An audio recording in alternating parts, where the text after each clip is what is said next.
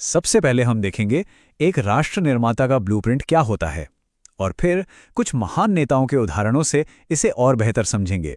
तो चलिए शुरू करते हैं पहले हिस्से से। आखिर वो कौन से फंडामेंटल गुण हैं, कौन सी खूबियां हैं जो किसी भी महान राष्ट्र निर्माता में होनी ही चाहिए?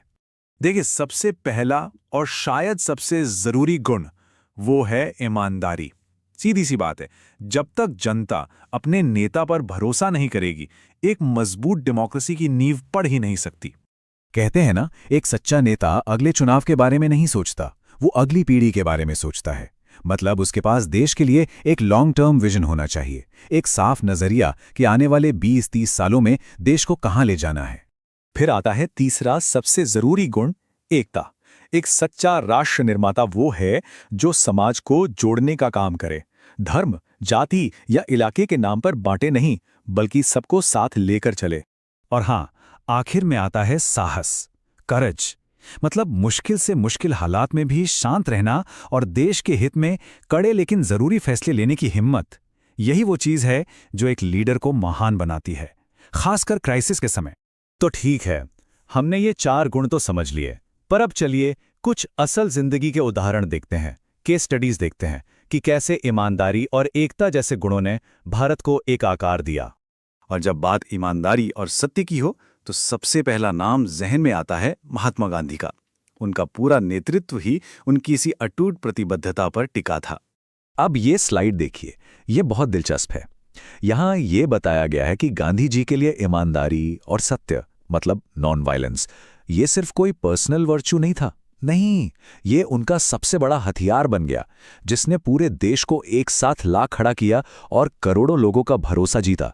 ये था इसका नेशनल इम्पैक्ट। अच्छा, अब आते हैं एकता पर।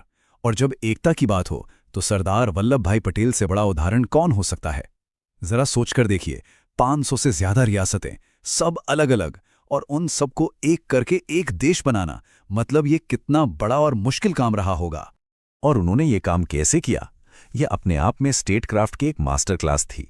पहले डिप्लोमेसी से बात की, जहां जरूरत पड़ी वहां दृढ़ संकल्प दिखाया, और आखिर में सबको एक देश में मिलाया। एक एक कदम बिल्कुल नपातुला था। और ये स्लाइड इसी बात को परफेक्टली समराइज करती है।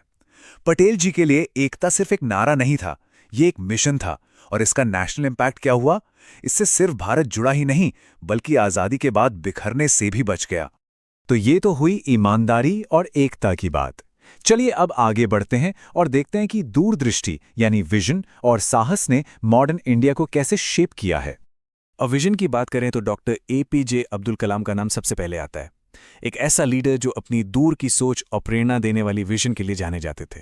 ये इस बात का सबूत है कि एक लीडर का सपना कैसे पूरे देश का सपना बन सकता है।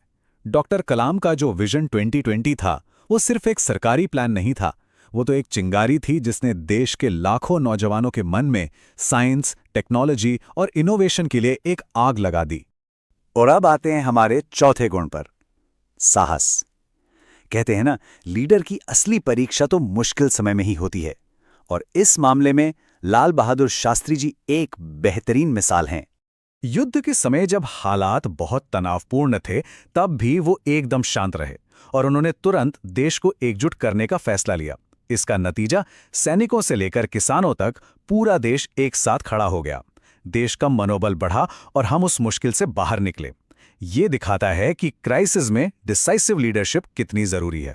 और उनका वो नारा, जय जवान जय किसान, ये सिर्फ एक नारा नहीं था, ये एक पूरी स्ट्रैटेजी थी। इसने देश के 2 सबसे मजबूत पिलर्स, हमारे जवान और हमारे किसान को एक सूत्र में पिरो दिया। इससे पूरे देश का हौसला आसमान पर पहुंच गया। तो इन सभी केस स्टडीज को देखने के बाद एक सवाल उठता है, एक आदर्श राष्ट्र निर्माता की प्रोफाइल आखिर होती कैसी है? चलिए इसे एक साथ जोड़कर देखते हैं। तो बात साफ है, एक राष्ट्र निर्माता सच्चा और ईमानदार होता है। वो दूर की सोच रखता है, मतलब विजनरी होता है। उसमें साहस होता है, वो सबको जोड़कर चलता है। और सबसे जरूरी बात, वो हमेशा देश के हित को सबसे ऊपर रखता है। जब ये सारे गुण एक साथ मिलते हैं, तब जाकर एक मजबूत और कामयाब देश बनता है।